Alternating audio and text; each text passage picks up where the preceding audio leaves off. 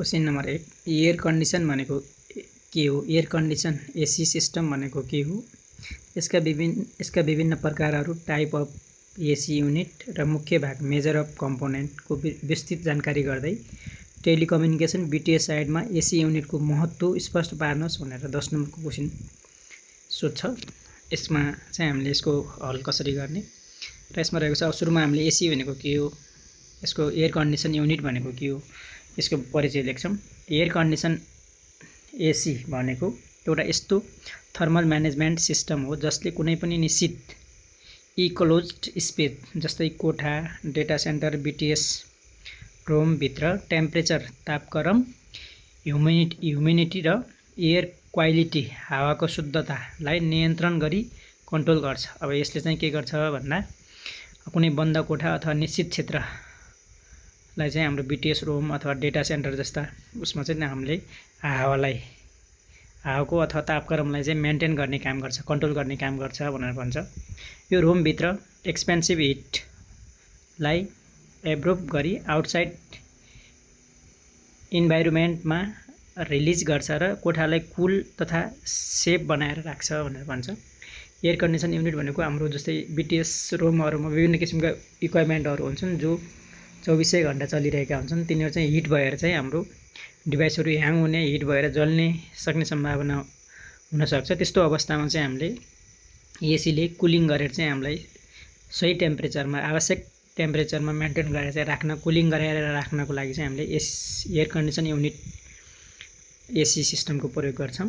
यसले त्यही भन्छ। जस्तै के भनेको छ भने एयर कन्डिसन एसी भनेको एउटा यस्तो थर्मल म्यानेजमेन्ट सिस्टम हो जसले कुनै निश्चित स्पेस जस्तै कोठा, डेटा सेन्टर, बीटीएस रुम भित्र तापक्रम, ह्युमिडिटी र हावाको शुद्धतालाई नियन्त्रण गर्ने काम गर्छ। हावाको शुद्धतालाई चाहिँ के त नियन्त्रण गर्ने काम छ। कुनै तातो हावा पनि चल्न नदिने, एकदम अत्याधिक चिसो पनि नहुने, हिट भएर चाहिँ कुनै सामान जल्ने अवस्था भएको अवस्थामा हामीले कुल बनाएर राख्नको लागि वा कन्ट्रोल गर्ने र निश्चित तापक्रममा मेन्टेन गरेर राख्नको लागि चाहिँ हामीले एयर कन्डिसन युनिटको प्रयोग गर्छौँ।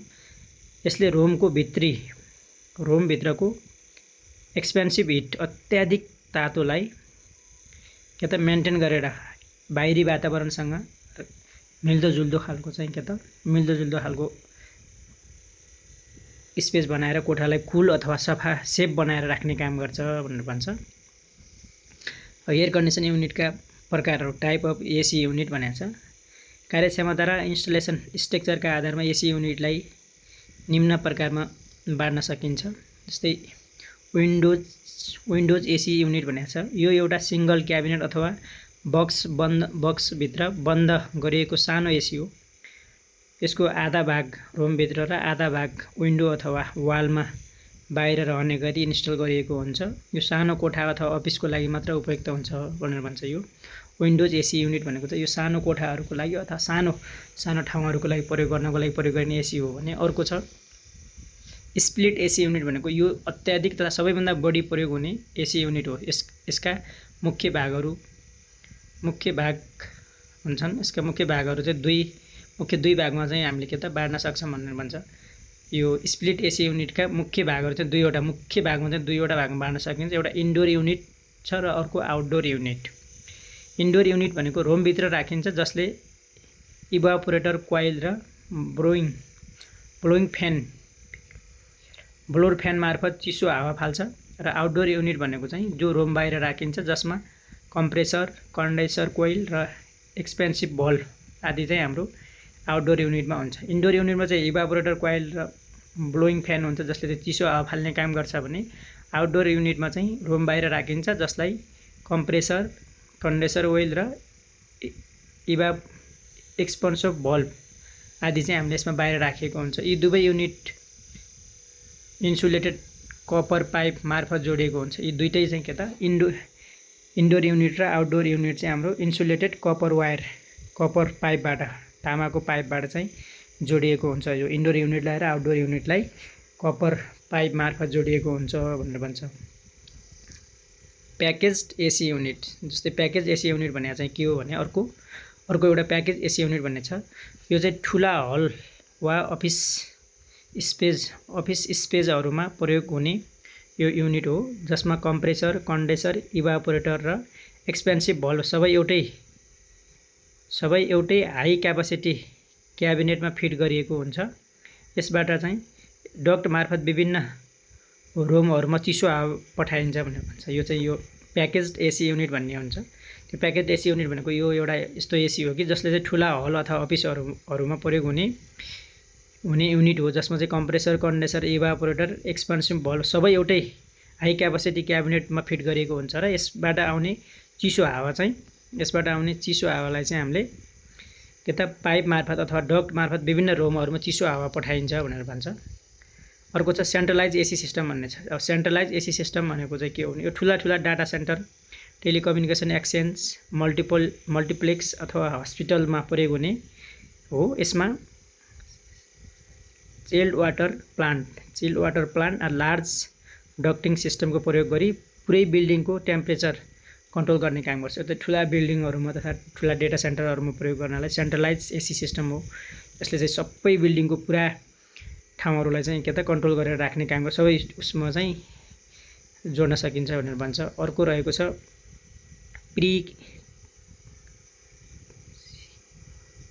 प्रिकेसिङ एयर कन्डिसनर भन्ने छ, पिएसी भन्ने छ। यो टेलिकम्युनिकेसन डाटा सेन्टर अथवा सर्भर रुमहरूको लागि विशेष रूपमा डिजाइन गरिएको हाई प्रिकेसिङ एसी हो। यसले टेम्परेचरलाई ±1 डिग्री सेल्सियस ह्युमिडिटीलाई 24 घण्टा 7 दिन 24/7 निरन्तर रूपमा चाहिँ नियन्त्रण गरेर राख्न सक्छ भनेर भन्छ। यो एसीका प्रकारहरू हुन् यो हैन, पिएसी एसी भन्ने centralise AC system, package AC unit र स्प्लिट एसी युनिट र विन्डोज एसी युनिट भनेको छ। हामीलाई चाहिँ विशेष गरी हामीले काम लाग्ने र हामीले प्रयोग गर्ने एसी भनेको स्प्लिट एसी युनिट हो। हामीले चाहिँ यति पढ्दा हुन्छ। एसी भनेको एयर कन्डिसन युनिट भनेको के हो भनेर माथि परिचय लेख्ने, एयर कन्डिसन सिस्टम भनेको के हो भनेर चाहिँ यसको परिभाषा लेख्ने र हामीले अर्को सिधै हामीले स्प्लिट एसीको बारेमा चाहिँ हामीले पढ्यौँ भने हामीलाई पुग्छ। स्प्लिट एसी चाहिँ हामीले प्रयोग गर्ने भनेको स्प्लिट एसी हो। अरू एसीका प्रकारहरू चाहिँ हुन् तर खासै प्रयोगमा हुँदैन। अब एसी युनिटका मुख्य भागहरू भनेको छ major part of the component AC unit भन्छ। एसी युनिटका मुख्य भागहरू के हुन् भन्यो भने एयर कन्डिसन सिस्टममा मुख्य रूपमा 4वटा मेजर मेकानिकल कम्पोनेन्ट हुन्छन् जसले रेक्टिफिकेसन साइकललाई निरन्तर रूपमा सञ्चालन गर्छन् भन्छ। एयर कन्डिसन युनिटका मुख्य भागहरू चाहिँ major part of the AC सिस्टमका मुख्य भागहरू चाहिँ एयर कन्डिसन सिस्टममा मुख्य 4वटा मेजर मेकानिकल कम्पोनेन्टहरू हुन्छन् जसले चाहिँ रेक्टिफिकेसन साइकलका रूपमा निरन्तर रूपमा काम गरिरहेका हुन्छन् ती 4वटा भागहरूले, जसमा नम्बर 1 मा रहेको छ compressor, the heart of the AC sorry.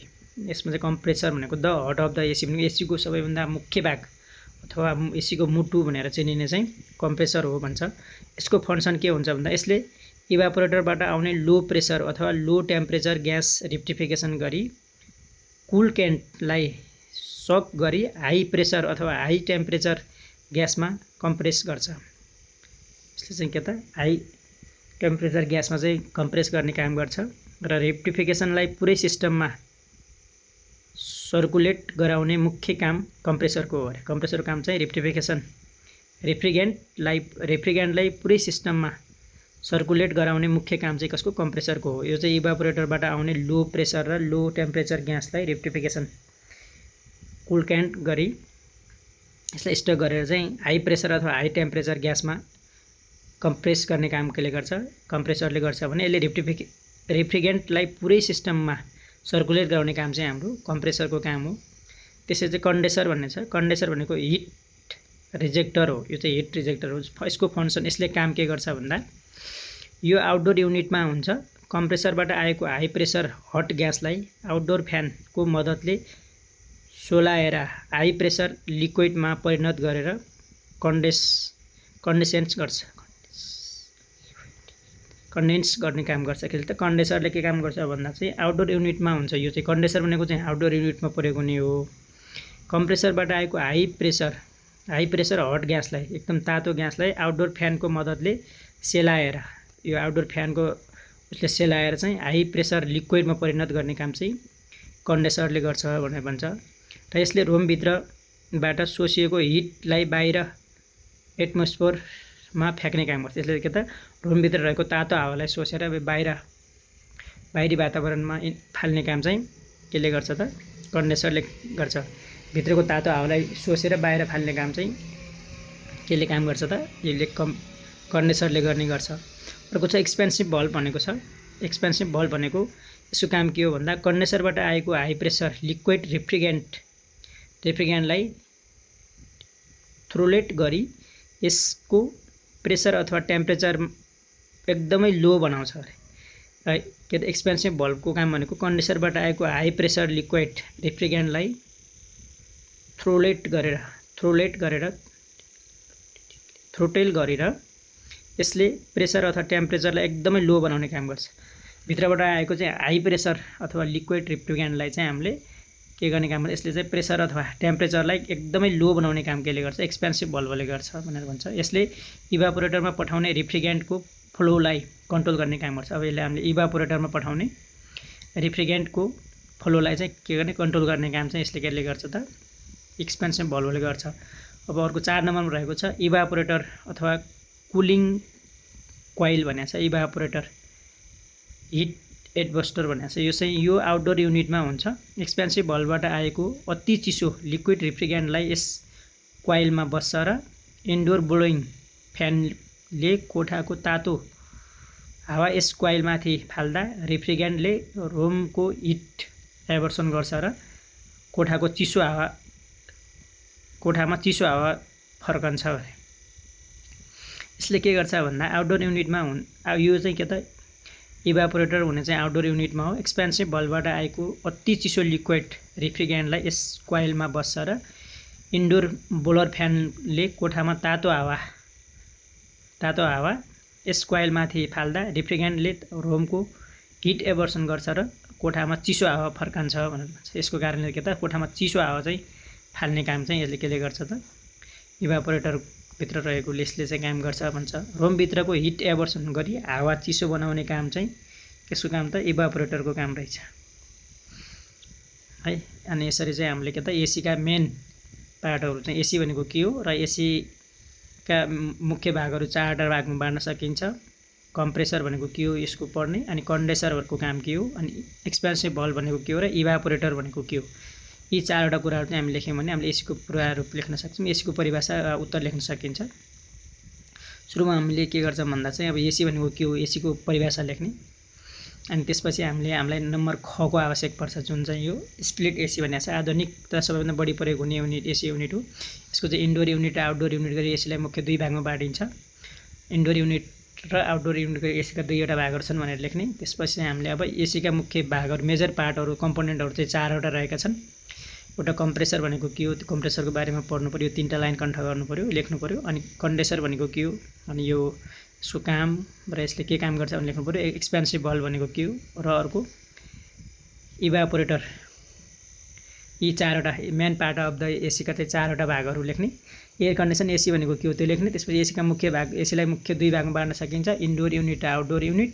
र एसीका मेन मुख्य भागहरू चाहिँ 4वटा छन्। ती चाहिँ के त इभापोरेटर, कम्प्रेसर, एक्सपेन्सिभ भल्भ र कन्डेन्सर भनेर चाहिँ यी 4वटैको काम लेख्यौँ भने हामीले एसीको पूरा रूप अथवा परिभाषा लेख्न सकिन्छ। र अन्य एसीमा हुने चाहिँ अन्य डिभाइसहरू पनि छन् त यो। अब यिनीहरूलाई पनि अलिअलि पढेर लेख्न सकिन्छ र मेन चाहिँ सहायक पार्टहरू हुन्। अब हाम्रो छ टेलिकम्युनिकेसन बिटिएस साइट। अब एसी युनिटको महत्त्व भनेको छ। Telecommunication BTS site exchange data centre अथवा एसी युनिटको अनिवार्य हुनुको मुख्य कारणहरू के हो भन्दाखेरि चाहिँ हाम्रो बिटिएस क्याबिनेटभित्र ट्रान्समिट रेक्टिफायर राउटर बीबीयूहरू चल्दा अत्याधिक हिट जेनेरेट हुन्छ। एसीले तापक्रम 20 डिग्री सेल्सियसदेखि 25 डिग्री सेल्सियस कायम राखी इक्विपमेन्टलाई ओभर हिटिङबाट अथवा बर्न्ट आउट हुनबाट बचाउँछ भनेर भन्छ। Battery life expansion. यसले चाहिँ भिआरएल ब्याट्री अथवा लिथियम आयन ब्याट्रीहरूको optimal operation temperature 25 degree Celsius हुन्छ। उच्च तापक्रमले ब्याट्रीको लाइफ आयुमा भत्तै घटाउँछ। त्यसैले चाहिँ नेटवर्क अप्टिमाइज ओभर हिटिङले गर्दा बिटिएस इक्विपमेन्ट अटो सटडाउन हुन सक्छ, त्यसबाट रोक्ने काम गर्छ, जसले मोबाइल नेटवर्क निरन्तर चालु हुँदैन भनेर भन्छ। त्यसैले चाहिँ हामीले अब एयर कन्डिसन एसी भनेको के हो, एसीको परिभाषा लेख्नु पर्यो। एसीबाट कुनै क्वेसन सोध्यो भने हामीले सुरुमा चाहिँ एसी भनेको के हो त एयर कन्डिसन एसी भनेको एउटा यस्तो थर्मल म्यानेजमेन्ट सिस्टम हो जसले कुनै पनि निश्चित क्लोज स्पेस बन्द कोठा बीटीएस सेन्टर डाटा सेन्टर अथवा बीटीएस रुममा टेम्परेचरलाई मेन्टेन गरेर चाहिँ आवश्यकता अनुसारको टेम्परेचरलाई के गर्छ हावालाई चाहिँ आवश्यकता आफ्नो कन्ट्रोलमा राख्ने काम गर्छ भनेर लेख्नु पर्यो। र यसको चाहिँ एसीका मुख्य गरी दुईवटा भागहरू छन्, इन्डोर युनिट र आउटडोर युनिट। र एसीका main part of the AC भने चाहिँ एसीका चारवटा मुख्य भागहरू चाहिँ चारवटा छन्। के हुन् त भनेर चाहिँ चारवटा भागहरू लेख्नु पर्यो। अनि हामीलाई चाहिँ यो एसीका प्रकारहरू यो एसीको चाहिँ हामीले स्प्लिट एसी मात्रै भनेर भन्यौँ, यति लेखा पुग्छ हामीलाई। हामीलाई चाहिने भनेको चाहिँ एउटा अब major part of the AC, यसका चाहिँ चारवटा भाग कम्प्रेसर, कन्डेन्सर, एक्सपेन्सिभ भल्भ र इभापोरेटर भनेर कन्ट्रोल गर्नु यति लेख्नु पर्यो। र अर्को इन्डोर युनिट र आउटडोर युनिट, हामीलाई चाहिने भनेको यो खको इन्डोर युनिट आउटडोर युनिट र एसीको सुरुको यो परिभाषालाई यति तीनटा लेख्न सक्यौँ भने हामीलाई एसीको बारेमा हामीले लेख्न सकिन्छ। हामीलाई आवश्यक पर्ने यति कुराहरू, एसीको परिचय लेख्ने, त्यसपछि यो नम्बर खको स्प्लिट एसी युनिटको यो इन्डोर युनिट र आउटडोर युनिट लेख्ने, त्यसपछि अर्को अरूलाई छोडिदिएर यो 3 नम्बरको major part of the component AC युनिटका यी चारवटा compressor, condenser, expensive valve, evaporator भन्ने यति कुराहरू लेख्न सक्यौँ भने हामीलाई एसीको बारेमा सोधेको क्वेसनको उत्तर हल हुन सक्छ।